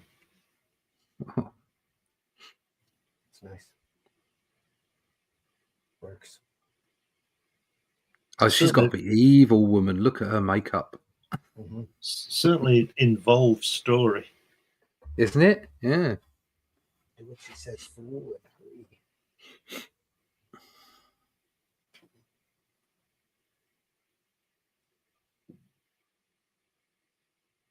I like the way they're not scared of changing the lettering. You know, like when she's shouting there, big and black and bold, and then he says, "Do what she says, fool and hurry." You know, it's great. Whereas in a Marvel comic, it would say the emphasis it would be "Do what she says, fool, and hurry," wouldn't it? Instead of just "Do what she says, fool, and hurry."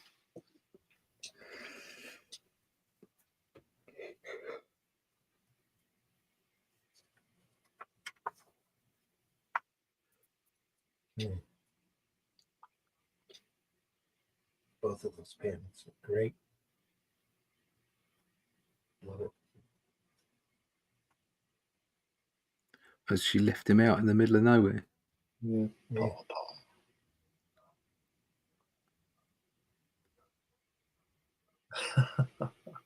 That's the Eiger sanction, isn't it? When Clint leaves David Cassidy's dad in the middle of the desert. Or what is it? Can't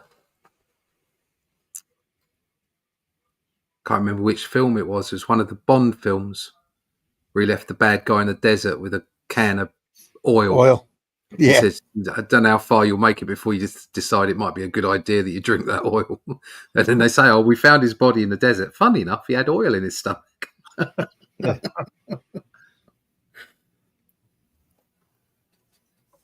The bad guy got it.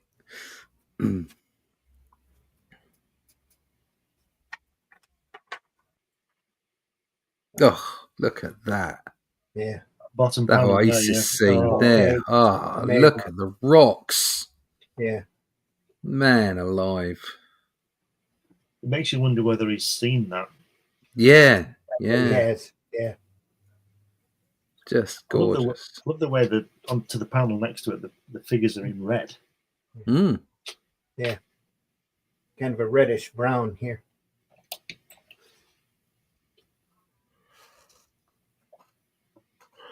Look at that guy there, the blonde guy on the next page in the center. Looks like Kurt Cobain. Mm. Yeah. Yeah.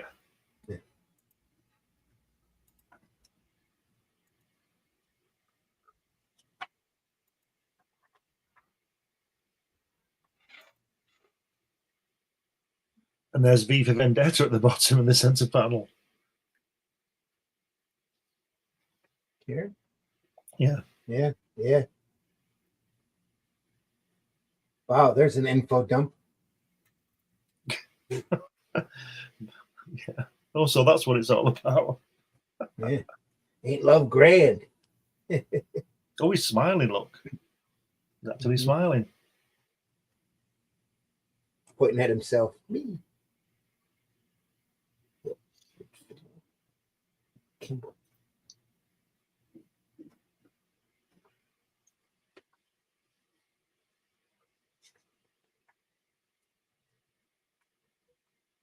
There we go.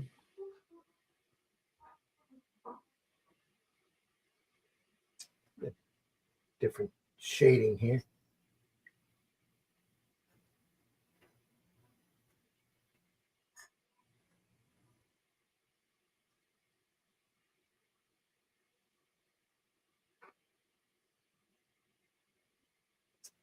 Ballad for a Coffin.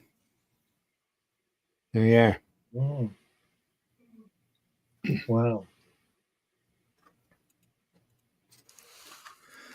Well, That's how it. good was that? Fantastic, wasn't it?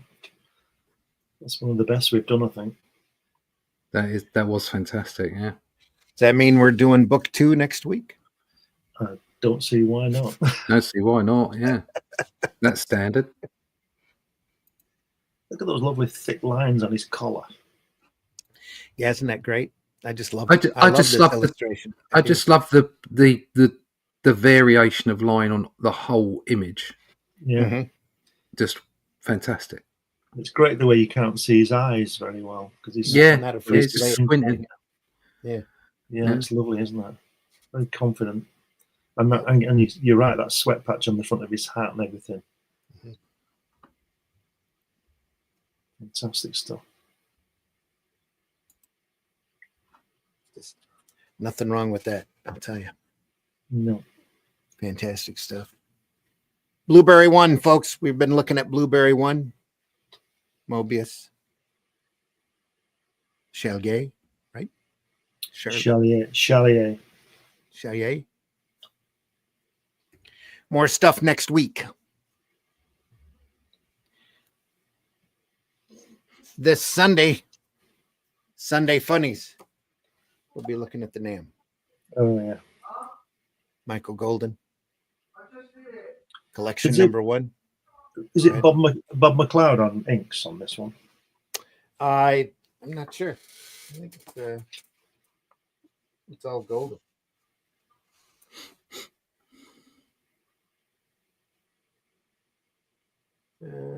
Armando Gill. All right. Armando Gill. All right. The NAM. The NAM. Sunday Funnies, 9 a.m. Eastern time, folks. Great stuff. Great discussion then. Mojo in the house. Thanks for being here, Mojo. It's looking good. Michael says, have a good day, everyone. You too, man. See you, Mike. Levi, See you later, it's been a Mike. great show. Thank you all. Thanks, everybody, for Thanks being for here. coming. Deeply Yeah. appreciate you. See you, Levi. Numbers are real good. We do this every Friday morning at 5 a.m. Eastern time. We look at the best of the best that we can find. We are open for suggestions as well. Leave a comment. Let us know if there's a work that you want us to take a look at. We'll be more than happy to do our best to accommodate it. So deeply appreciate everybody being here. We know the majority of our viewership is after we've recorded the program, because at least on this side of the world, nobody wants to get up at 5 a.m. unless they have to. But we do appreciate you being here whenever you're here. Please tell your friends if you like this kind of broadcast. Spread the word and hit that like button. According to my findings here, nobody's hit that like button yet. So somebody out there, be the first. Hit that like button, hit that love button. Let us know that you appreciate us. Any type of interaction you have with us just adds to our algorithm. We deeply appreciate it. Russ, tell folks where they can find you. You can find me at russleach.com. Sign up for that email list so you can find out all about the Atlantean. It's on its way now. People will be getting their books early December, and we've already started on issue 2. If you didn't pick up an issue beforehand, you'll be able to pick up issue 1 with issue 2. We'll be going March 1st to Fund My Comic again. So sign up for that email list so you can keep abreast of all the information on that. That's me done. Technical issues. Randy's just sodded off somewhere. So we've got to do a dance. I've got to do a dance and have a little sing song. I could tell you about the state of crap in the UK at the moment. It's pretty awful, but there you go. What are you going to do? Just get on. Just make your stuff, make comics, be entertaining, entertain yourself. That's always a good thing. Self-flagellation is never good. You just got to keep going, keep moving. And while people that are doing live podcasts with you remove themselves from the room and just decide to go and do something else while we're talking, you shouldn't worry too much about it. Just, let it flow, let it come out. You'll be fine. Like I said, sign up for the email list and get some more information about the Atlantean. And hopefully Randy will be back in a minute so that we don't have any awkward pauses and silences, which would be nice. No buts, no ifs. You can't say anything like that. You remember that quiz on the radio where you used to have to talk for 30 seconds without saying "and" or something like that? I can't remember what it was. Something like that. I don't. The trouble is that I've been talking for now. It must be a minute now. It feels like an hour. But I'm not going to win any prizes for this. Randy doesn't pay me anything to do this. It's awful. He keeps me shackled in this basement here. I don't know what I'm going to do. This is a cry for help.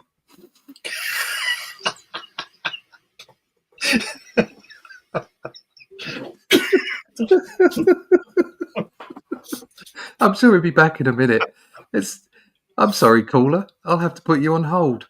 I'll get some music.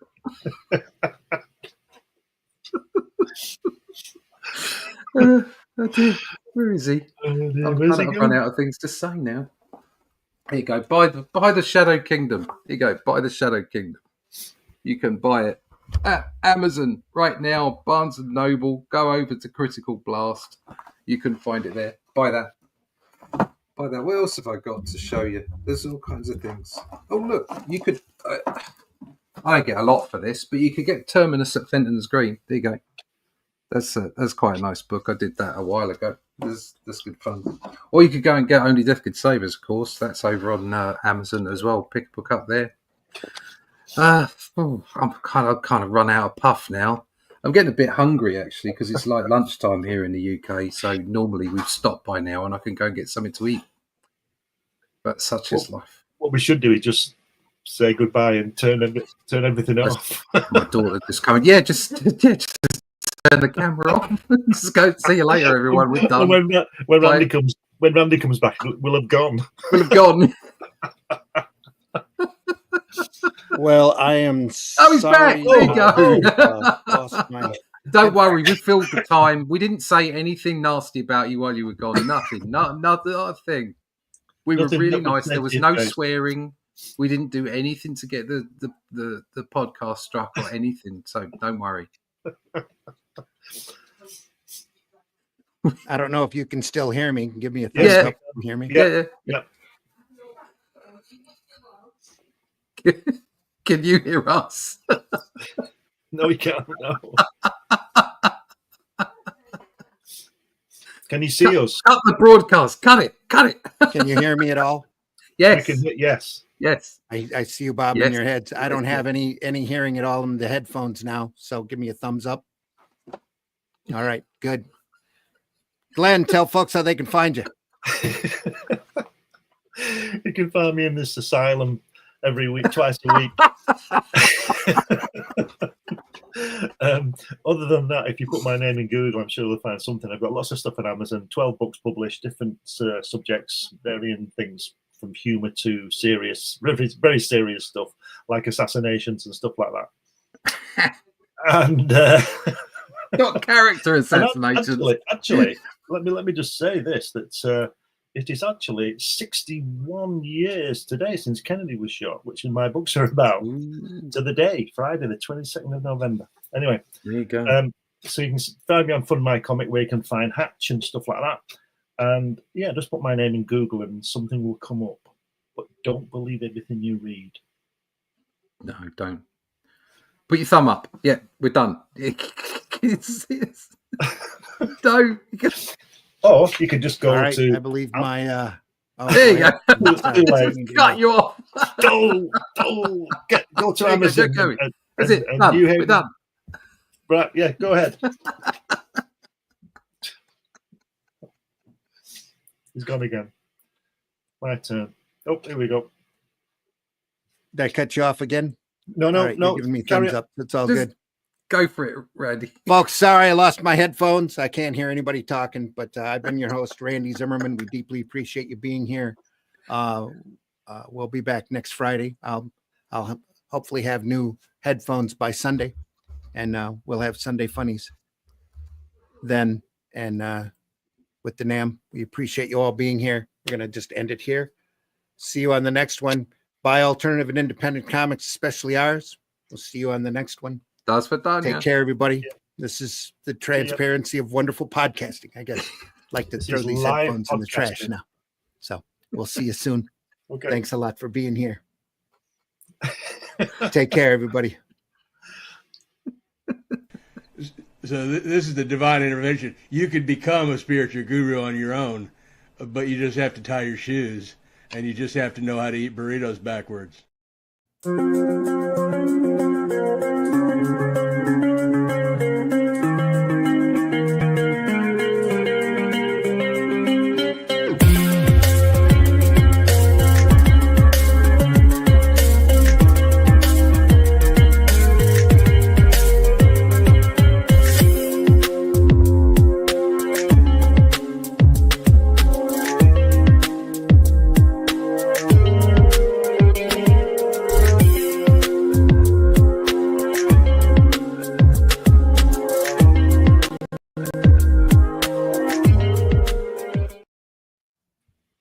All Can you hear right. now? Can you hear? And we'll go here. Taste the biscuit. Taste the goodness of the biscuit.